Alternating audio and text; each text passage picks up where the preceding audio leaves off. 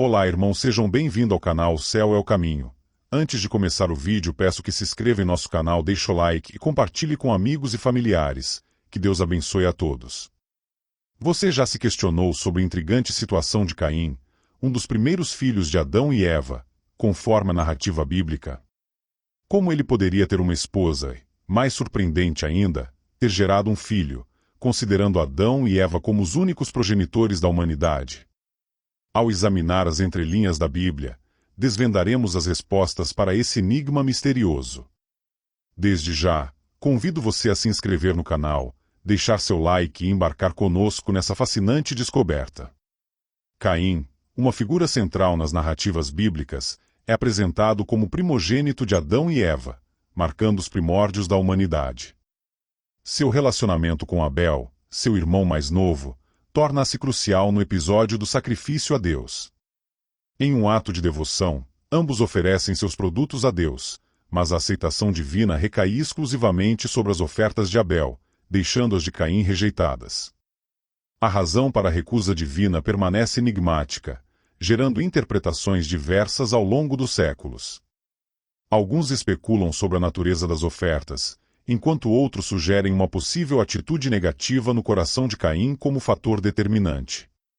Essa seleção incita uma crescente amargura em Caim, culminando na primeira tragédia humana registrada na Bíblia. Movido por ciúmes e ira, Caim comete o terrível ato de fratricídio, tirando a vida de Abel. Este evento, além de ser a primeira manifestação da fragilidade humana e da gravidade do pecado, repercute através das páginas da história, deixando uma marca indelével na narrativa bíblica, servindo como alerta sobre as consequências das escolhas humanas. Deus responde a Caim com castigo. A ira divina se manifesta ao amaldiçoá-lo e marcá-lo, tornando um sinal visível de sua transgressão. Essa marca, embora não claramente descrita na Bíblia, simboliza a separação e a carga do pecado que Caim carregaria consigo. O castigo de Deus não se limita apenas à maldição física, mas também se estende às consequências psicológicas e emocionais. Caim é condenado a vagar como um andarilho na solidão, afastando-se da presença divina. Esse exílio o deixa à mercê da própria consciência, carregando o peso de sua escolha nefasta. A solidão de Caim, agora distante de Deus e da convivência humana, reflete a profundidade da separação causada pelo pecado. O andarilho solitário torna-se um símbolo da alienação espiritual e uma consequência emocional direta de suas ações. A Bíblia narra a orientação de Caim com o peso de sua maldição, temendo ser morto por outros ao encontrá-lo. Em resposta a essa apreensão, Deus coloca uma marca sobre Caim, garantindo sua proteção contra qualquer vingança mortal. Esse ato divino não apenas preserva a vida de Caim, mas também simboliza a misericórdia divina em meio às consequências de suas ações. Aqui pode surgir a primeira dúvida dos mais céticos: quem seriam esses outros que Caim tanto temia? Caim e Abel não seriam os únicos filhos de Adão e Eva? Calma, mais à frente você encontrará as respostas para essas perguntas. No capítulo 4, versículos 16 e 17, descobrimos que Caim, mesmo vagando como um andarilho, encontra uma mulher e estabelece uma relação conjugal. Dessa união nasce um filho chamado Enoque, marcando o início de uma nova geração descendente de Caim. Surpreendentemente, Caim não apenas sobrevive ao castigo divino, mas também se estabelece de maneira notável. Ele decide construir uma cidade e a nomeia em homenagem ao seu filho Enoque.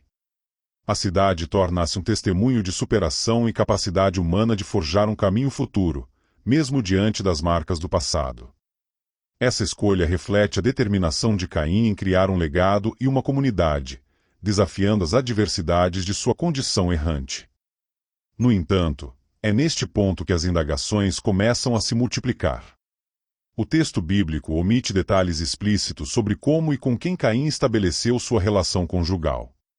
No versículo 17, encontramos apenas a vaga informação de que Caim conheceu sua mulher. A hipótese de outros seres humanos coexistirem na época de Caim, além de Adão, Eva, Caim e Abel, surge como uma interpretação fornecida para preencher as brechas na narrativa bíblica. Essa abordagem levanta questões sobre a expansão da população humana nesse cenário de incertezas, onde uma multiplicidade de interpretações emerge na busca por respostas a esses questionamentos. Uma abordagem menos convencional considera a possibilidade de Deus ter criado seres humanos de maneira independente, além da família de Adão e Eva. A defesa dessa teoria sugere que, para a rápida multiplicação da humanidade, seria necessário um contingente significativo de pessoas, algo difícil de alcançar apenas com a descendência direta de Adão e Eva. Essa perspectiva surge da tentativa de harmonizar a narrativa bíblica com as evidências arqueológicas e antropológicas que indicam a existência de comunidades humanas mais amplas na antiguidade. No entanto, é crucial destacar que essa interpretação é especulativa e não encontra respaldo explícito no texto bíblico.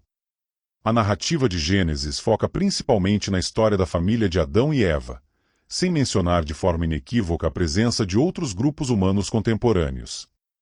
A teoria mais extensa propõe que Caim possa ter se casado com uma irmã, uma interpretação que se baseia na compreensão das práticas culturais e do contexto da época conforme descrito na narrativa bíblica. Ao contrário do que muitos pensam, o livro de Gênesis não especifica que Adão e Eva tiveram apenas Caim e Abel como filhos. A ausência de informações pode simplesmente sugerir a possibilidade de Adão e Eva terem tido outros filhos não mencionados na Bíblia.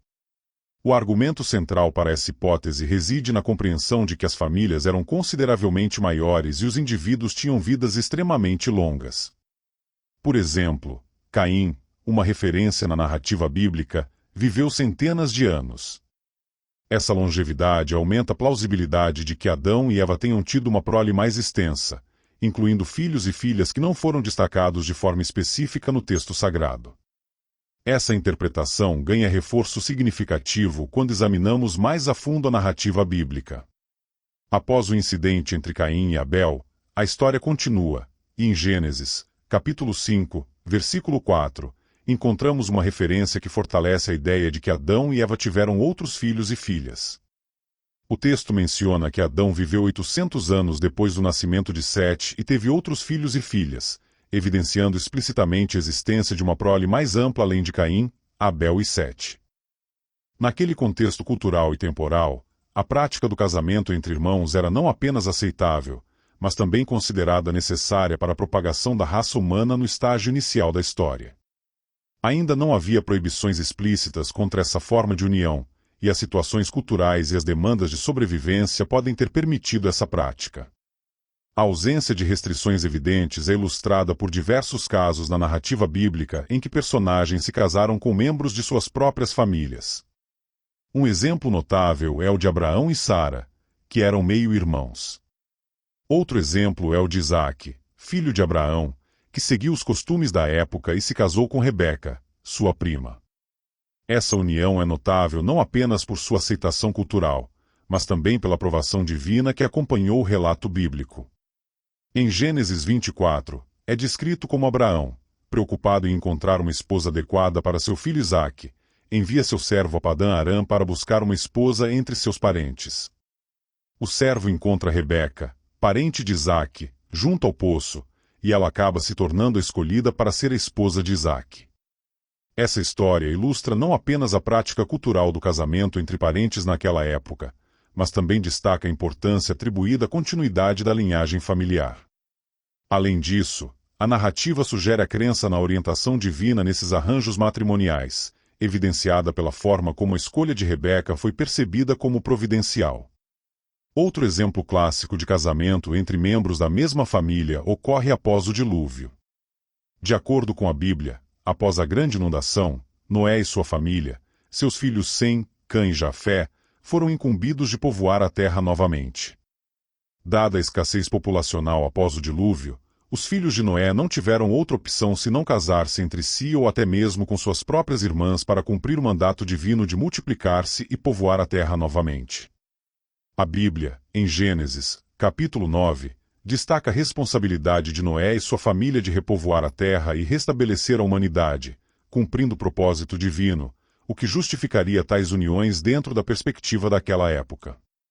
Esses exemplos enfatizam como, em diferentes estágios da história bíblica, o casamento entre membros da mesma família era considerado aceitável e até mesmo necessário para a continuidade da linhagem humana após eventos extraordinários.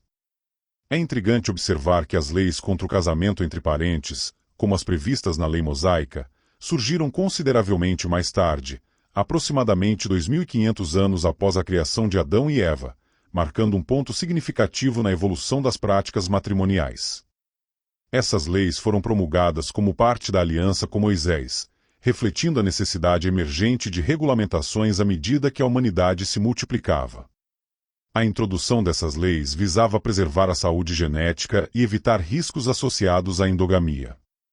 A orientação divina contra o casamento entre parentes, como descrito nas leis mosaicas, encontra seu desdobramento no livro de Levítico. As proibições minuciosamente delineadas no capítulo 18 abrangem uma gama ampla de relações familiares, incluindo instruções específicas contra relações sexuais com mãe, pai, irmãos, irmãs, tios, tias, sobrinhos, sobrinhas e outros parentes próximos. O livro de Levítico, parte integrante das Escrituras, representa uma extensão prática da aliança estabelecida com Moisés, evidenciando a atenção divina aos detalhes na consideração das relações familiares. Vale lembrar que essas interpretações estão sujeitas a variações, e debates são frequentes entre diferentes tradições religiosas e grupos teológicos. A compreensão desses relatos pode variar conforme a abordagem, contexto cultural e linhas doutrinárias específicas. No entanto, é ainda mais importante destacar que, independentemente das divergências interpretativas, existe uma perspectiva de que não devemos questionar ou duvidar de Deus. O respeito pela tradição e a submissão à vontade divina prevalecem como princípios fundamentais, sustentando a crença de que a verdadeira compreensão reside na aceitação da palavra de Deus. Espero que tenham gostado do vídeo. Lembre-se de se inscrever no canal e ativar o sininho de notificação. Clique agora em algum dos 2 vídeos que vão aparecer na sua tela para continuar nos acompanhando.